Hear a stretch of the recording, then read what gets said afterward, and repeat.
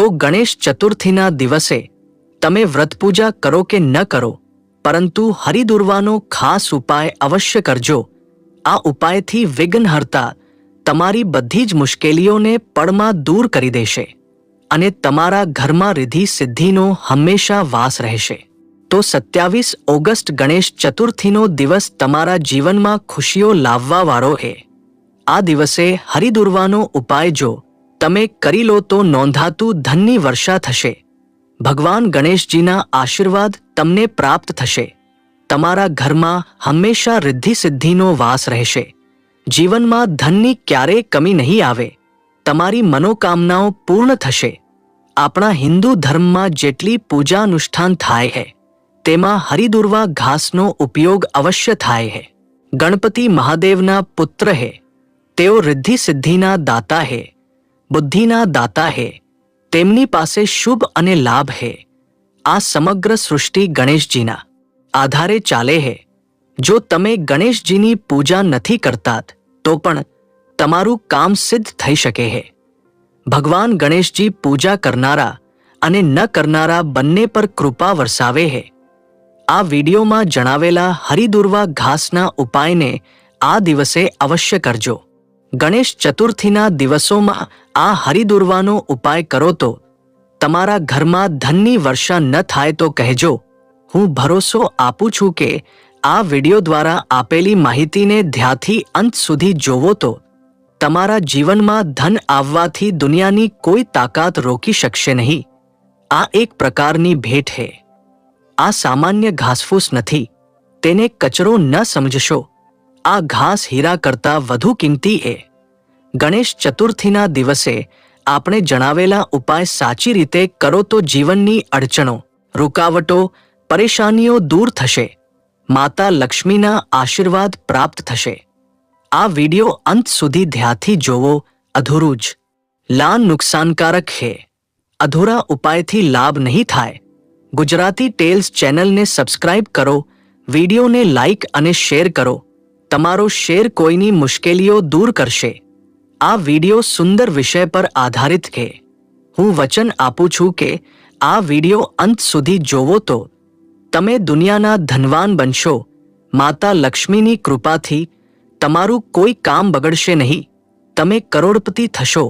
તમારા કામોને સફળતા તરફ જતા કોઈ રોકી શકશે નહીં. તમારું ભાગ્ય 7મા આસમાન પર હશે. આ ઘાસ આપણને આસપાસ દેખાય છે. તેની ચમત્કારી શક્તિઓથી તમે અજાણ છો. તેને કચરો સમજી ફેંકી દો છો. આ ઘાસ કિસ્મત ચમકાવે છે. આ અમૃત સમાન છે. ધર્મશાસ્ત્રોમાં તેનો ઉલ્લેખ છે. આથી કિસ્મત ચમકાવી શકાય છે. ભાદ્રપદ માસની શુક્લ પક્ષની ચતુર્થી તિથિએ ગણેશ ચતુર્થી બુધવારે આવે છે. બુધવાર ગણેશજીનો દિવસ છે. ચતુર્થી આ દિવસે આવે તો વધુ મહત્વ ધરાવે છે. દુર્લભ સંયોગ બની રહ્યો છે. હરિદુર્વાનો ઉપાય એક મહિનામાં કરોડપતિ બનાવશે. ગણેશજીની પૂજામાં હરિદુર્વા અર્પણ કરવાથી વિઘ્નો દૂર થાય છે. ભગવાન વિષ્ણુ માતા લક્ષ્મીની કૃપા આપે છે. મનોકામનાઓ પૂર્ણ થાય છે. હરિદુર્વા સાથે ખાસ વસ્તુ અર્પણ કરો તો સમસ્યાઓનું સમાધાન થાય છે. નોકરી, વિવાહ, પ્રેમ વિવાહની અડચણો દૂર થશે. આ ઉપાય અવશ્ય કરજો. આ વિડીયોની દરેક માહિતી મહત્વની છે. તમારી કિસ્મત બદલવાની તાકાત ધરાવે છે. ગણેશ ચતુર્થીનું વ્રત પૂજા કરો કે ન કરો, હરિદુર્વાના ઉપાયો અવશ્ય કરજો. મિત્રો, હિન્દુ ધર્મના યજ્ઞ, તપ, પૂજામાં આ ઘાસ મહત્વની છે. હરિદુર્વા વિના પૂજા સફળ નથી ગણાતી.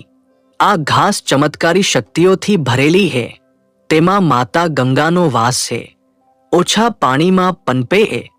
ગુપ્ત ચમત્કારી શક્તિઓ ધરાવે છે. હરિદુર્વા ભગવાન વિષ્ણુ, માતા લક્ષ્મી, ગણેશજીને અર્પણ કરવામાં આવે છે. અખંડ લક્ષ્મી અને અષ્ટલક્ષ્મીની પ્રાપ્તિ થાય છે. ગણેશજીને હરિદુર્વા ખૂબ પ્રિય છે. શાસ્ત્રો અનુસાર ચતુર્થીએ આ ઉપાયથી ભગવાન પ્રસન્ન થાય છે. ચમત્કારી ફાયદા મળે છે. આ ઉપાયો ધર્મશાસ્ત્ર અને ગ્રંથોમાંથી આવે છે. ગણેશ ચતુર્થીએ ગણપતિને ઘરે લાવવાનો સમય જાણો. હિન્દુ પંચાંગ અનુસાર ભાદ્રપદ માસની શુક્લ પક્ષની ચતુર્થીએ ગણેશ ચતુર્થી ઉજવાય है। આ પર્વ ધામધૂમથી ઉજવાય है। ગણપતિની પ્રતિમા ઘરે સ્થાપિત કરવામાં આવે है। 10 દિવસ ગણપતિ ઘરે વિરાજમાન રહે है। અનંત ચતુર્દશીએ વિસર્જન થાય है। ગણેશ મહોત્સવની શરૂઆત થાય है। 27 ઓગસ્ટ 2025ના બુધવારે ધામધૂમથી ઉજવાશે। સવારે વહેલા ઉઠી સ્નાન કરો, ઘરના મંદિરમાં દીપ પ્રગટાવો, ગણેશજીની પ્રતિમા સ્થાપિત કરો, ગંગાજળથી અભિષેક કરો, સિંદૂર લગાવો, પુષ્પ અર્પણ કરો, દૂર્વા ઘાસ અર્પણ કરો, આરતી કરો, ભોગ લગાવો। ગણેશજીને લાલ કપડું, દૂર્વા, જનોઈ, કલશ, નારિયેલ, પંચામૃત, પંચમેવા, ગંગાજળ, રોડી, મૌલી, લાલ ધાગો અર્પણ કરો। ઓમ ગણપત્યે નમઃ મંત્રનો જાપ કરો। ગણેશજીને મોદક અને લડ્ડુનો ભોગ પસંદ है। ગણેશજીની પૂજામાં ઘીનો ઉપયોગ કરો। ઘી પૌષ્ટિક અને રોગનાશક है।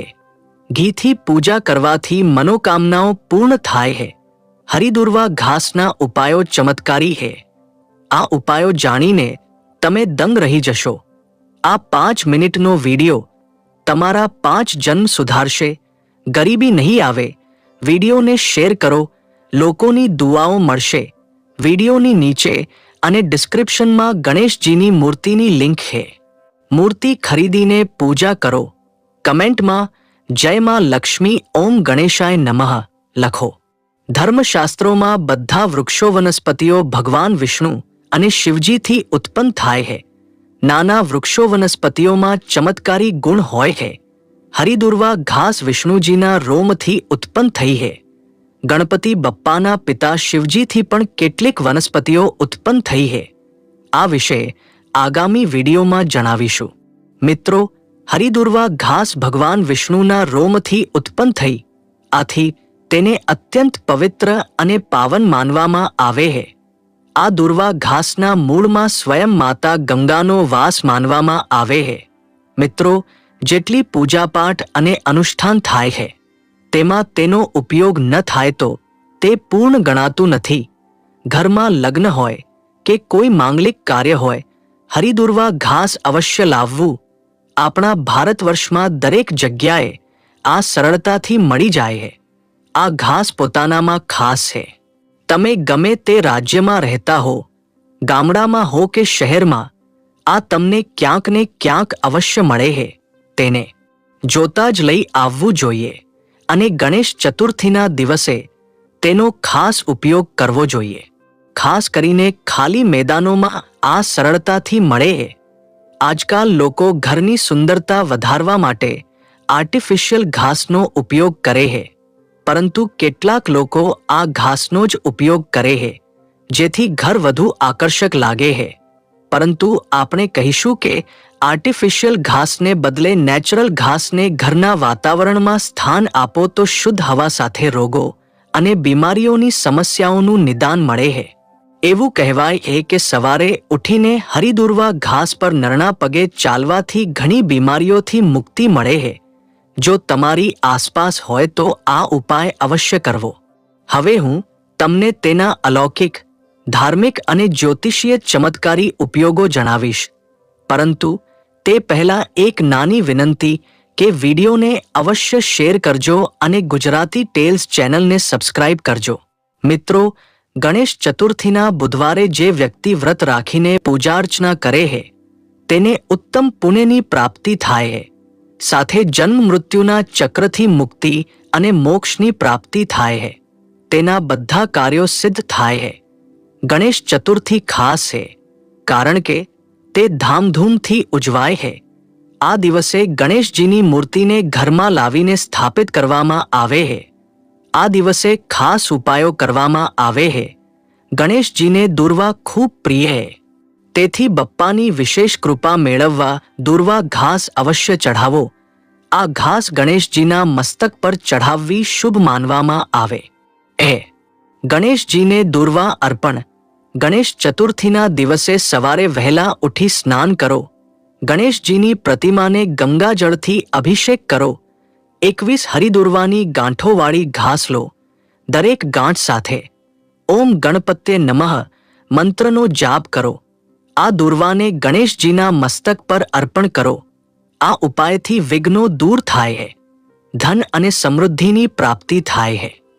ધન પ્રાપ્તિ માટે ઉપાય: ગણેશ ચતુર્થીના દિવસે 11 હરિદુર્વા ઘાસની લાકડીઓ લો, તેને લાલ રંગના ધાગામાં બાંધો, ગણેશજીની પૂજા કરો. આ દુર્વાને ગણેશજીને અર્પણ કરો. પછી આ દુર્વાને તમારા તિજોરી કે ધન રાખવાની જગ્યાએ મૂકો. આ ઉપાયથી ધનનો પ્રવાહ વધે છે. આર્થિક સમસ્યાઓ દૂર થાય છે. વિઘ્ન નિવારણ માટે ઉપાય: 7 હરિદુર્વા ઘાસની લાકડીઓ લો. ગણેશજીની પૂજા દરમિયાન દરેક લાકડી સાથે ઓમ વિઘ્નહર્તા ગણપત્યે નમઃ મંત્રનો જાપ કરો. આ દુર્વાને ગણેશજીના ચરણોમાં અર્પણ કરો. આ ઉપાયથી જીવનની અડચણો, રૂકાવટો અને પરેશાનીઓ દૂર થાય છે. નોકરી અને વ્યવસાયમાં સફળતા: ગણેશ ચતુર્થીના દિવસે 5 હરિદુર્વા ઘાસની લાકડીઓ લો, તેને ઘી અને મધ મિશ્રણમાં ડુબાડો, ગણેશજીને અર્પણ કરો. ઓમ ગમ ગણપત્યે નમઃ મંત્રનો 108 વાર જાપ કરો. આ ઉપાયથી નોકરીમાં પ્રમોશન અને વ્યવસાયમાં વૃદ્ધિના યોગ બને છે. મનોકામના પૂર્તિ માટે 21 હરિદુર્વા ઘાસની લાકડીઓ લો. ગણેશજીની પૂજા દરમિયાન તેને ગંગાજળથી ધોઈને શુદ્ધ કરો. દરેક લાકડી પર તમારી મનોકામના બોલો, ગણેશજીને અર્પણ કરો. ગણેશ ચાલીસાનો પાઠ કરો. આ ઉપાયથી લગ્ન, પ્રેમ વિવાહ કે અન્ય ઈચ્છાઓ પૂર્ણ થાય છે. કર્જથી પરેશાન હો તો સવારે રણહર્તા ગણેશ સ્તોત્રનો પાઠ કરો. આથી આર્થિક સમસ્યાઓ દૂર થશે. પ્રભુને પીળા, લાલ, ગુલાબી કે રંગબેરંગી વસ્ત્રો પહેરાવો, આભૂષણોથી સજાવો. મોદક તેમનું ફેવરિટ છે, તેથી મોદક, માલપુઆ કે લડ્ડુનો ભોગ લગાવો. ગણેશજીની અસીમ કૃપા માટે 10 દિવસ પીળા કે લાલ ચંદનનું તિલક લગાવો, પીળા પુષ્પ ચઢાવો. જીવનની મુશ્કેલીઓ દૂર કરવા ગણેશજીનું ઘી અને મધથી અભિષેક કરો. ગણેશ ચાલીસાનો પાઠ આ દિવસોમાં અતિ પુણ્યદાયી છે. શમીનું પાન ચઢાવવાથી જીવનની બધી અડચણો દૂર થશે. નોકરીમાં પ્રમોશનના યોગ બનશે. ઓમ ગણેશાય નમઃ અને ઓમ ગમ ગણપત્યે નમઃ મંત્રનો 108 વાર જાપ કરવાથી ગણેશજીની કૃપા સદૈવ રહેશે. ઘરમાં ખુશીઓનો વાસ થશે. ગણપતિ મહારાજ ગણેશ ચતુર્થીએ તેમના જન્મદિવસના ઉત્સવ પર ધરતી પર આવે છે. 10 દિવસ રહે છે. ધરતીનો સમગ્ર ભાર સંભાળે છે. પરંતુ શું ગણેશજીની પૂજા ફક્ત ગણેશ ઉત્સવમાં જ કરવી જોઈએ? ગણપતિ ચપટી વગાડતા જ તમારું દેવું ઉતારે છે. લગ્ન નથી થતા, જીવનમાં વિઘ્નો આવે છે, તેમને દૂર કરે છે. ગણપતિ શુભ અને લાભ આપે છે. રિદ્ધિ સિદ્ધિ તમારા ઘરમાં વાસ કરે છે. જો તમે ગણેશજીની પૂજા કરો છો તો માતા પાર્વતીનો વિશેષ આશીર્વાદ મળે છે. ગણેશજીની પૂજાથી તમારા બધા વિઘ્નોનો નાશ થાય છે. ઘણા લોકો ગણેશજીને ઘરમાં રાખે છે. જો તમે એવા લોકોમાંથી નથી તો ગણેશજીની સાવધાની રાખો. ગણેશજીની પૂજા અવશ્ય કરો. જો તમે ગણપતિ મહારાજને ઘરમાં લાવીને સ્થાપિત નથી કરતા, ગણેશ ઉત્સવ નથી ઉજવતા તો કોઈ વાંધો નથી. પરંતુ ઘરના ગણપતિની પૂજા ખૂબ સારી રીતે કરો. રોજ તેમને નવડાવો, નવા વસ્ત્રો પહેરાવો, નવો ભોગ લગાવો. ગણેશ અથર્વ શીર્ષનો પાઠ કરો. ઓમ ગણ ગણપત્યે નમઃ નો જાપ કરો. તેમની સામે રમકડા, પુસ્તકો, પેન, માટી, તાંબા કે પિત્તળનું ઉંદર ભેટ કરો. તેમના નામે પ્રસાદ લગાવી લોકોમાં વહેંચો. તેમનું પેટ ભરો.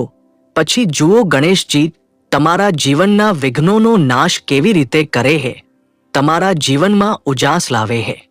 જો તમે ઘરમાં ગણપતિ રાખો છો તો કોઈ મુશ્કેલ કામ નથી. 10 દિવસ ન રાખો તો જેના ઘરે ગણપતિ આવ્યા હોય ત્યાં જાઓ. તેમને પ્રણામ કરો. હાર, માળા, પુષ્પ લઈ જાઓ. ગણેશજીની પૂજા કરો. ગણેશજીની પૂજા કરનાર જીવનમાં બધું પામે છે. ગણેશજીની પૂજા ફક્ત 10 દિવસ નહીં, સામાન્ય દિવસોમાં પણ કરો. હવે ધન પ્રાપ્તિનો ઉપાય જાણીએ. જો તમે જીવનમાં ક્યારે ન સમાપ્ત થતું ધન ઈચ્છો છો તો ગણેશ ચતુર્થીના દિવસે તુલસી પાસે દીપક પ્રગટાવવો અનિવાર્ય છે, કારણ કે તુલસીમાં માતા લક્ષ્મીનો વાસ છે. દરેક વ્યક્તિ ધનની દેવી માતા લક્ષ્મીને ઘરમાં બોલાવવા માંગે છે. રિદ્ધિ સિદ્ધિ ગણેશજી સાથે આવશે. માતા લક્ષ્મીને પ્રસન્ન કરવા તુલસી પાસે દીપક પ્રગટાવો. પ્રિય ભક્તો, આ વિડિયો અંત સુધી ધ્યાનથી જોવો. ઘરે ગણપતિ બધા લાવે છે, પરંતુ એક ભૂલ કરે છે જે ન કરવી જોઈએ. ગણેશજીની મૂર્તિ વિશે જાણવું અત્યંત જરૂરી છે. કોઈ ગણેશજીની મૂર્તિ અશુભ નથી, પરંતુ તેના માયના અને કારણો બદલાય છે. શાસ્ત્રોની માન્યતા છે કે ઘરમાં મોટી મૂર્તિની પૂજા સેવા નથી કરી શકાતી.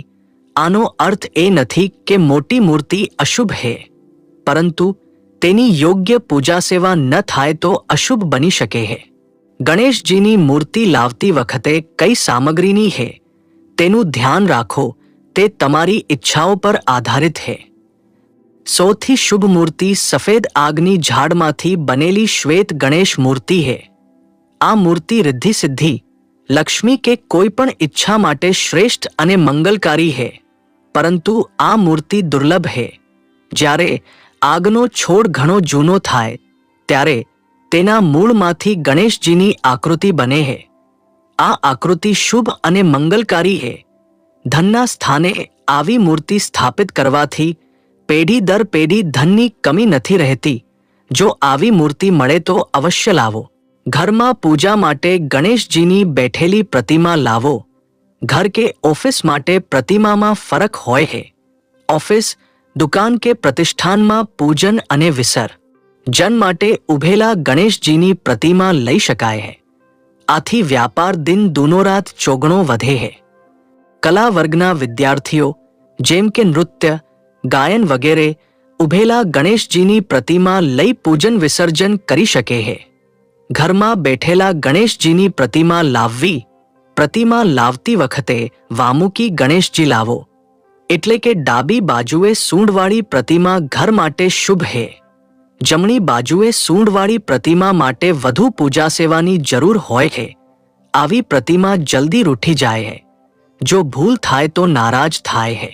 આનો અર્થ એ નથી કે આવી પ્રતિમા કલ્યાણકારી નથી. મોટી મૂર્તિની જેમ જમણી સૂંઢવાળી પ્રતિમાને વધુ સેવા પૂજાની જરૂર હોય છે, જે આપણે નથી કરી શકતા. તેથી ઘર માટે વામુકી ગણેશજીની પ્રતિમા લાવવી, પૂજન અને વિસર્જન કરવું. પ્લાસ્ટિકની મૂર્તિઓ શ્રેષ્ઠ નથી. માટીના ગણેશજી લાવો, પૂજન અને વિસર્જન કરો. આ વધુ શ્રેષ્ઠ છે. જો આવી મૂર્તિ મળે તો અત્યંત શ્રેષ્ઠ છે. તો મિત્રો, વિડીયોને લાઈક અને શેર કરજો અને ગુજરાતી ટેલ્સ ચેનલને સબસ્ક્રાઇબ કરી દેજો. વિડીયોને અંત સુધી જોવા બદલ તમારો ખૂબ ખૂબ આભાર. નમસ્કાર.